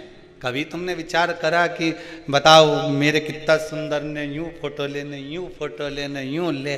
कभी कभी जैसे तुमने विचार करा कि इस मोबाइल में मेरे फोटो भरे हुए हैं और अलग अलग स्टाइल के भरे हुए हैं, कभी कभी तुमने विचार करा कि मैं एक दिन माला लेकर बैठ जाऊं और जैसे मैंने फोटो, जितने मोबाइल में मेरे फोटो हैं उतने ही माला आज मैं जप के बताऊंगी, श्री शिवाय नमस्तुभ्यम, श्री शिवाय नमस्तुभ्यम, श्री शिवाय नमस्तुभ्यम। फोटो तो बढ़ रहे हैं, फोटो तो बढ़ रहे हैं, पर भजन बढ़ रहा है क्या, स्मरण बढ़ रहा है क्या? अब लालसा तो आपकी इतनी, ललकता इतनी है, इतना मन में भरा हुआ है कि भगवान कैसे भी कृपा करे। आज के जमाने में दुनिया के लोग करना कुछ नहीं चाहते, बस उनका तो मन है कहीं बाबा जोगी ऐसा मिल जाए, कहीं का महाराज ऐसा मिल जाए और वो ताली बजाने, चुटकी बजाने हंडा निकल जाए। अगर ऐसा हंडा निकलता रहता तो महाराज खुद नहीं भर लेता। अरे बोलो तो सही, गीता जी में मेरे कन्हैया जी कर रहे हैं, गीता जी में भगवान कृष्ण कर रहे हैं, कर्म प्रधान है, कर्म करोगे फल की इच्छा मत रखना, मैं आऊंगा खुद देकर चले जाऊंगा। पर आज के जमाने, अभी नवरात्रे गई, ना जाने कितना कितना लोग कहीं कहाँ गया होगा, ना अगरबत्ती लेके, नरियल लेके, ना कोई कोई कोई यूं घूमे, कोई यूं घूमे, कोई उच के, कोई इधर से उचक के उधर बैठ जाए, कोई उधर से उधर। तो लोग उनके क्या कि साहब बस ऐसी कृपा कर दो, उन्हें धन मिल जाए, ऐसी कृपा कर दो, कहीं से बारिश हो जाए पैसे की। तो भगवान फिर गीता जी में कहते क्यों कि कर्म करो फल की इच्छा मत करो। भजन करा नहीं, भजन किया नहीं, फल की इच्छा कर।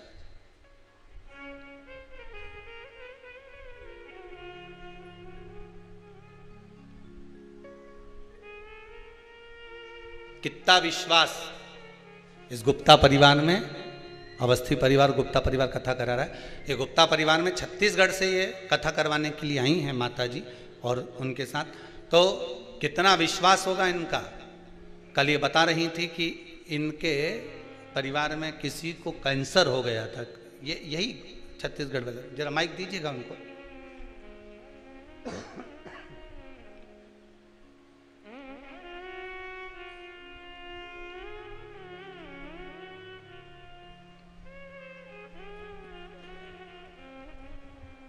नमः शिवाय।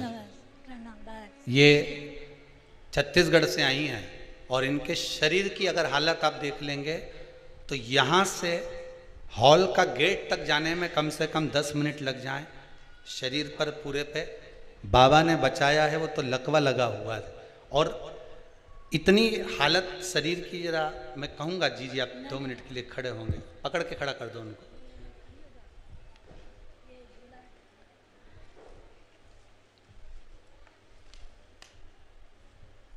शरीर की हालत ही है। उसके बाद भी विश्वास नहीं आ रहा, और विश्वास नहीं आ रहा, पति से एक ही बात कही कि एक बार शिव पुराण की कथा करवाना है। और पति को भी कहूँगा ना मन करके कि आप भी खड़े होइए एक बार उनके पास में। आपको भी मैं धन्यवाद दूंगा कि सेवा का फल क्या होता है, एक पति पत्नी का संबंध क्या होता है, इन्होंने निभाया। बहुत बहुत साधुवाद का। केवल एक प्रश्न के चक्कर में इन्होंने शिव महापुराण की कथा करवाई कि इनके कोई रिश्तेदार को कैंसर हो गया था और डॉक्टर ने, जरा उनके मुंह से सुनना चाहूंगा। मेरे भैया हैं, बड़े भैया, दूसरे नंबर वाले भैया, उनको कैंसर हो गया था जी। उनको तो उम्मीद ही छोड़ दिए थे वो अपना कि मैं नहीं है। तो हम लोग बोले कि भैया आप श्री शिवाय नमः तुभ्यम का जाप कीजिए, बाबा जरूर ठीक करेंगे। और वो इतना मन से अपन जाप किए हैं कि आज हर उनका नॉर्मल रिपोर्ट आया। बाबा की कृपा। बता रहे थे कि भोजन भी नलियों से दिया। अभी 8 दिन पहले निकला है, नली से कर रहे थे इतने दिन तक, बाबा साल भर से नली में खाना खाए। 1 साल से नली से खाना जा रहा था, अब तो ठीक है, अब नली निकाल दी। हाँ। बस बाबा की कृपा। बैठिए आप। इतना विश्वास शिव के ऊपर है। और फिर निवेदन करेंगे, इस कुबेरेश्वर धाम में ना तो कोई भभूत दी जाती है, ना कोई बेल दी जाती है, ना कोई नग दिया जाता है, ना कोई फल दिया जाता है। यहां तो केवल कंकर संकर है।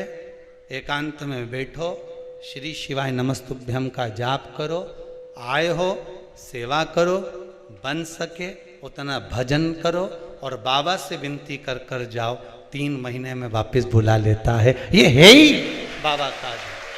ना बेल, ना भभूति, ना कोई विद्या, कुछ भी नहीं। यहाँ तो एक ही विद्या, श्री शिवाय, श्री शिवाय। बस भजन करो जितना कर सकते हो, उसके सिवा कुछ भी नहीं। भजन देव लोगों को ये मंत्र जाप। हम तो आपसे भी कहेंगे कि दुनिया के लोगों को अगर आप धन नहीं दे सकते, किसी को कुछ दान नहीं कर सकते, तो नाम का दान तो दे सकते हो। घर के लोगों को सिखा दीजिए कि घर में कम से कम एक बार सब बोलेंगे श्री शिवाय नमस्तुभ्यम। नाम जाप तो सिखा सकते हो, नाम का दान तो दे सकते हो। कितने संकटों को हरने वाले मंत्र। चंद्रदेव को काया का रोग हो गया, काया टपक टपक कर गिरने लगी। रोग देखकर आज नयनों में जल भर गया। देवऋषि नारद से कहा, आप मुझे बचा सकते हो, आप कृपा करिए, आप दया करिए, कोई सतगुरु मिले। सतगुरु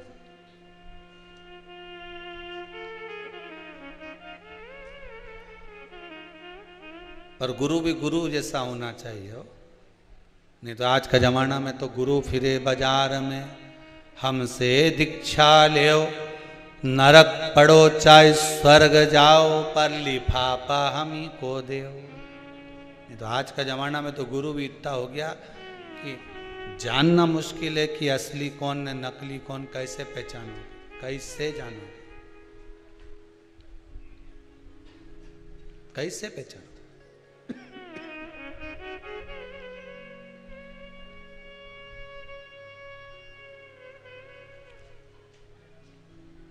सतगुरु एक रुक्मणी जी के सम्मुख में गुरु आए थे, और रुक्मणी जी ने जाकर कह दिया, गुरुदेव मेरे द्वारकानाथ के पास जाकर एक संदेशा दे देना कि ये पत्र में जो लिख कर दे रही हूं, ये गुरु जी बस उस द्वारकाधीश के पास पहुंचा दे।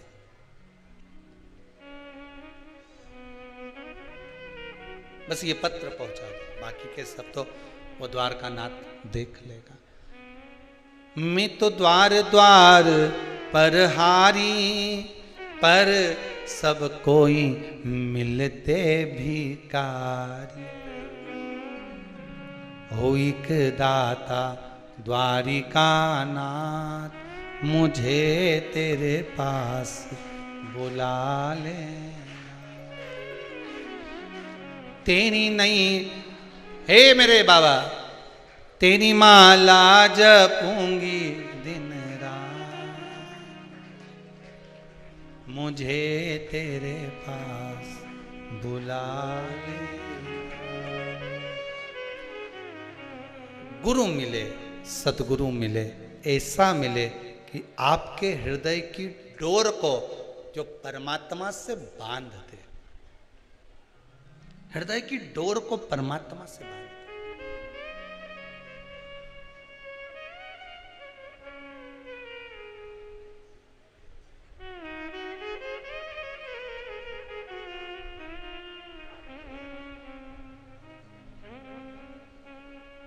हृदय की डोर,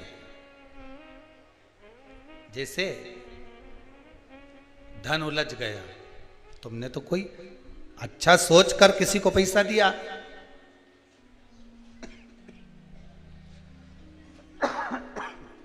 अच्छा सोच कर किसी को धन दिया है,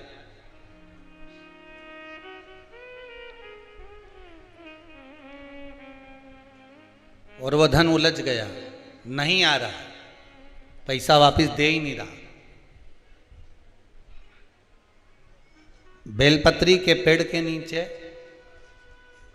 बेलपत्री के वृक्ष की दो थोड़ी सी बाहर निकली हुई छाल को देख लो, बेलपत्री के वृक्ष की छाल। उस छाल पर कच्चा जो सूत होता है, धागा होता है ना, कच्चा धागा, सफेद कच्चा सूत, उस धागे को बेलपत्री की छाल पर 7 बार घुमा लो। चारों तरफ मत घुमाना, नहीं तो चारों तरफ धागा लेके घूम जाओ। बेलपत्री का जो वृक्ष होता है, उस वृक्ष की छाल पर 7 बार घुमा लीजिए।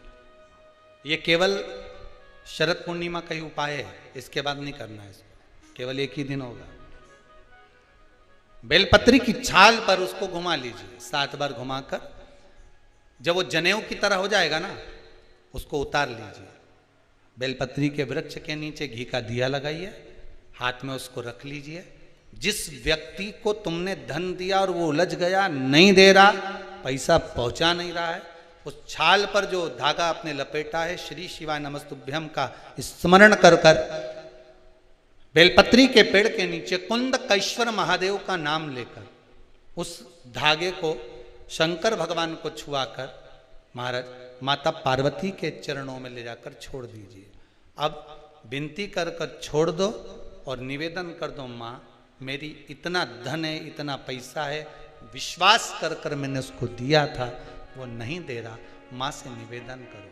फिर कहेंगे संसार वालों के सामने जाकर रोगे तो दुनिया के लोग हंसी उड़ाएंगे। आप किसी से कह दो मेरा 5 लाख रुपए वो लेकर भाग गया, दिया काय को, हमसे पूछा था, हमने कहा था। दुनिया के लोगों के सामने जाकर कहोगे तो हंसी उड़ाएंगे, अच्छा है लेकर भाग गया, अच्छा है डूब गया। हमें किसी के सामने नहीं रोना। द्रौपदी के 5 पुत्र जब मारे गए तो द्रौपदी किसी के सामने जाकर नहीं रोई। द्रौपदी अगर रोई तो परमात्मा के चरणों में जाकर रोई।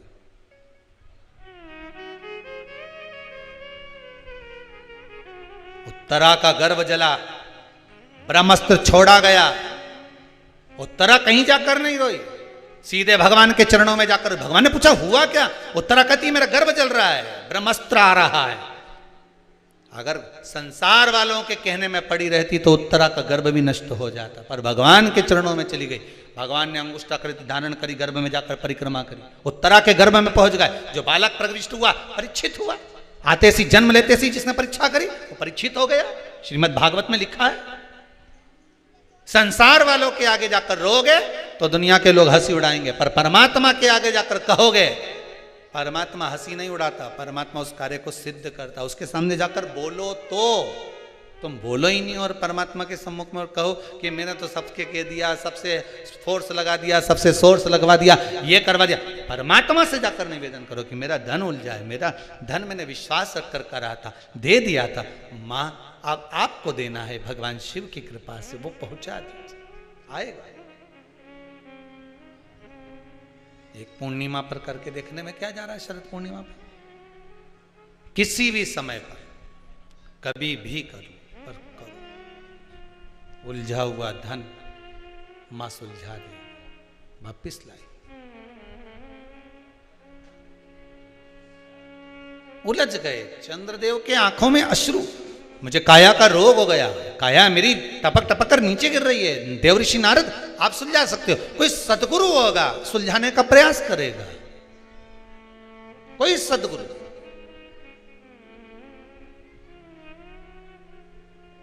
तीन 300 ऋषि राजा परीक्षित को मिले थे रास्ते में जाते जाते। कोई कह रहा था हम यज्ञ करा देंगे, कोई कहता हम ये करवा देंगे, कोई कहता हम ये करवा देंगे। राजन तेरे पास 7 दिन है। राजा ने मन में सोचा अगर यही सब करता रहा तो भगवान कहां से मिलेगा, नहीं कराऊं। बड़ के पेड़ के नीचे, वट वृक्ष के नीचे जाकर राजा बैठ गया सुखदेव जी महाराज के चरणों में। सुखदेव जी ने कथा कहना प्रारंभ कर दी, राजा ने सुनना प्रारंभ कर दी। 7 दिन पूर्ण हुए और राजा को भगवान का दर्शन हो गया। बस यही सुख है। भटकोगे तो भटकाने वाला ढेर मिलेगा, हम भटकना नहीं। अब सौंप दिया इस जीवन का सब भार तुम्हारे हाथों, हे हार तुम्हारे और जीत तुम्हारे हाथों में। बस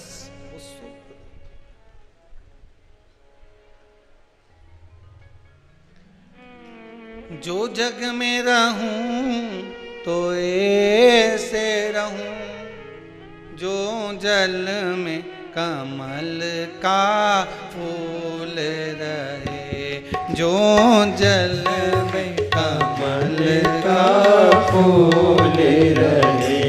जो जग में रहूं तो ऐसे रहूं, जो जग में रहूं तो ऐसे रहूं, जो जल में कमल का फूल रहे, जो जल में कमल का फूल रहे।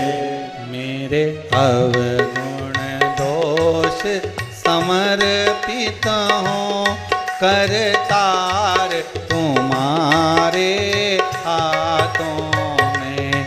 मेरे अवगुण दोष समर्पित हो, करतार तुम्हारे हाथों में। मिलता है सच्चा सुख केवल भगवान तुम्हारे चरणों में। मिलता है सच्चा सुख केवल, हे शंभु हे कृपालु हे कैलाशी अविनाशी चरणों में। भगवान तुम्हारे चरणों में, भगवान तुम्हारे चरणों में। ओ भोलेनाथ तुम्हारे चरणों में, भोलेनाथ तुम्हारे चरणों में। ओ शंभुनाथ तुम्हारे चरणों में, शंभुनाथ तुम्हारे चरणों में। ओ मिलता है सच्चा सुख केवल भगवान तुम्हारे चरणों में। मिलता है सच्चा सुख केवल भगवान तुम्हारे चरणों में। हो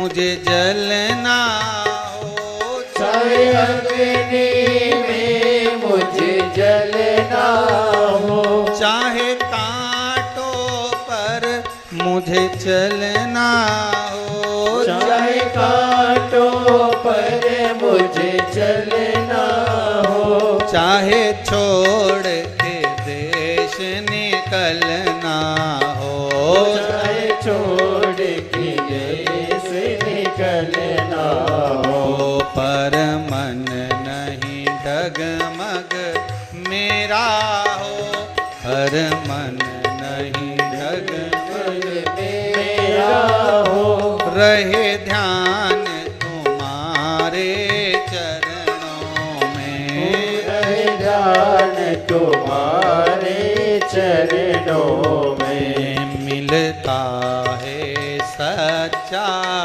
सुख केवल भगवान तुम्हारे चरणों में, मिलता है सच्चा सुख केवल भगवान तुम्हारे चरणों में। ओ भोलेनाथ तुम्हारे चरणों में, भोलेनाथ तुम्हारे चरणों में, ओ शंभुनाथ तुम्हारे चरणों में, ओ शंभुनाथ तुम्हारे चरणों में, ओ भोलेनाथ तुम्हारे चरणों में, भोलेनाथ तुम्हारे चरणों में, मिलता है सच्चा सुख केवल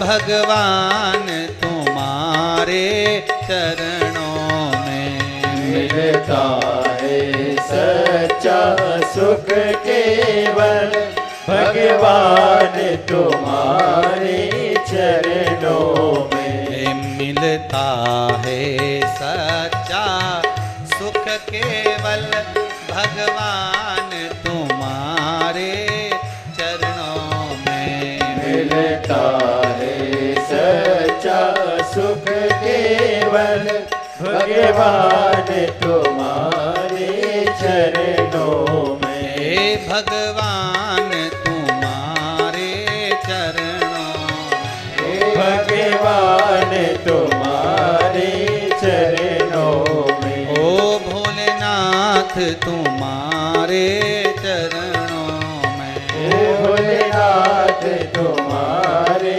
चरणों हर हर महादेव। भगवान से निवेदन करो, ये चित्त, ये वृत्ति, ये मन, ये सब आपके पावन चरणारविंद में रमा लगा। नारद जी का अहं, चंद्रदेव का अहंकार, देव ऋषि नारद द्वारा शिव की उपासना कराना, विनय करवाना कि शंकर का अनुमोदन करोगे, शिव का स्मरण करोगे तो सुख तो मिलना ही है।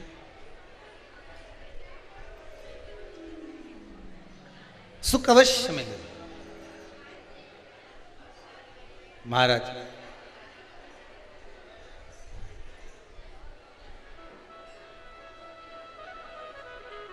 संसार में आए हो, मृत्युलोक में अगर जन्म लिया है तो सुख और दुख ये चलना है। काहे के लिए जन्म लिया था? माता के गर्भ से जब हम पैदा हुए थे महाराज, तो माता के गर्भ से जन्म लेने के बाद हमारा एक ही भाव था, ये दोनों मुष्टिकाएं बंद थी, प्रयास किया गया, निवेदन किया गया, हे भगवान हमें माता के गर्भ से बाहर निकाल दे, हम भजन करेंगे। पर भजन में कोई लगा, सब भोजन में लग गए।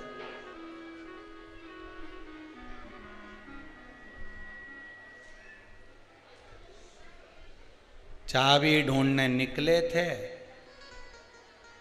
अलमारी के पीछे चाबी ढूंढ रहे थे, मालूम पड़े छिपकली मिल गई। ढूंढ क्या रहे थे? चाबी। पकड़ाई में क्या आ गई? दुनिया में कोई व्यक्ति ऐसा है जो छिपकली ढूंढेगा कि छिपकली पकड़ेगा? अरे बोलो तो सही। वो क्या ढूंढ रहा था? चाबी मिल गई, छिपकली। यही जीवन है। ढूंढने आए थे भगवान का नाम, ढूंढने आए थे भगवान का भजन, ढूंढने निकले थे कि इस आत्मा की शांति हो, आनंद की अनुभूति हो। आनंद ढूंढने के लिए निकले थे। मिला?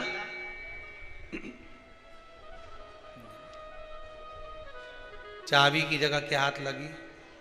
छिपकली। आनंद की जगह क्या हाथ लगा? दुख।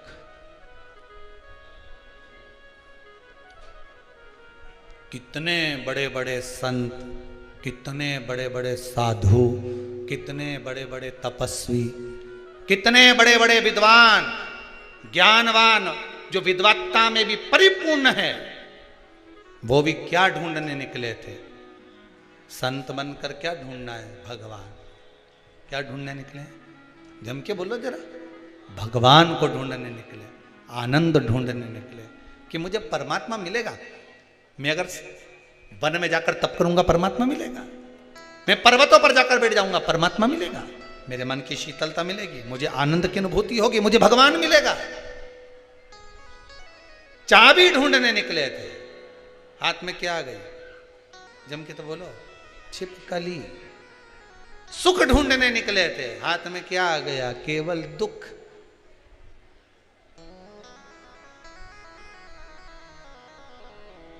आनंद नहीं मिला, परमात्मा नहीं मिला। तो किसी ने पूछा कि हम भगवान को ढूंढने निकले थे, फिर भगवान हमें क्यों नहीं मिल रहा? क्यों प्राप्त नहीं हो रहा? किस लिए प्राप्त नहीं हो रहा भगवान? तो कहा भगवान तो मिल जाता, पर तुमने ढूंढा तो भगवान को, पर तुम ढूंढने तो निकले थे, पर वो छिपकली इसलिए हाथ में लग गई क्योंकि तुम परमात्मा से दूर हो गए।